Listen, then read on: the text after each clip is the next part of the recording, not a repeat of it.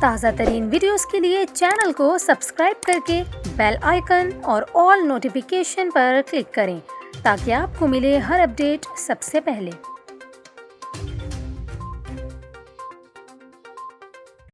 اور ابھی آپ کو بتائیں، کراچی میں آج سے طوفانی ہواؤں کا سلسلہ دوبارہ شروع ہونے کا امکان ظاہر کیا گیا ہے۔ محکمہ موسمیات کے مطابق ہواؤں کی رفتار 50 سے 60 کلومیٹر فی گھنٹہ تک پہنچ سکتی ہے اور یہ سلسلہ کل بھی جاری رہ سکتا ہے۔ حکام محکمہ موسمیات کا یہ کہنا ہے کہ سمندر میں طغیانی کا بھی خدشہ ہے، لہٰذا ماہی گیر گہرے پانی میں جانے سے محتاط رہیں۔ محکمہ موسمیات کے مطابق بلوچستان اور کراچی میں آج شام سے تیز ہوائیں چلنے کا امکان ہے، جبکہ تیز ہواؤں کا سلسلہ 3 فروری تک جاری رہ سکتا ہے۔